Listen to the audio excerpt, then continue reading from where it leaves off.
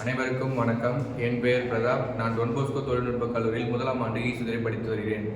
இப்பொழுது basics physics அப்பரண்டஸை பற்றி பார்க்கலாம்.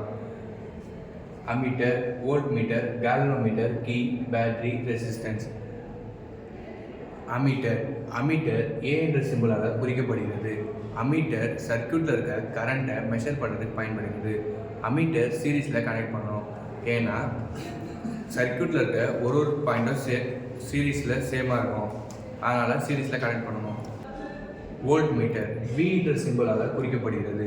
வோல்ட் மீட்டர் சர்க்கியூட்டில் இருக்க பொட்டான்ஷியல் டிஃப்ரென்ஸை மெஷர் பண்ணுறதுக்கு பயன்படுகிறது.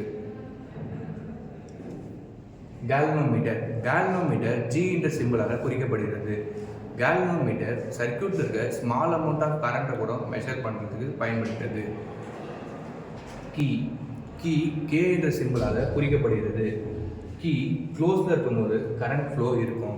ஓப்பனில் இருக்கும்போது சர்க்கியூட்டில் கரண்ட் ஃப்ளோ இருக்காது. பேட்டரியோட சிம்பிள் பிடி. பாசிட்டிவ் டெர்மினல், நெகட்டிவ் டெர்மினல் என்று இருக்குது. கெமிக்கல் எனர்ஜியாக இருந்து எலக்ட்ரிக் எனர்ஜியாக கன்வெர்ட் ஆகுது.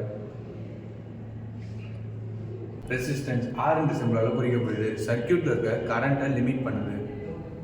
தேங்க்யூ.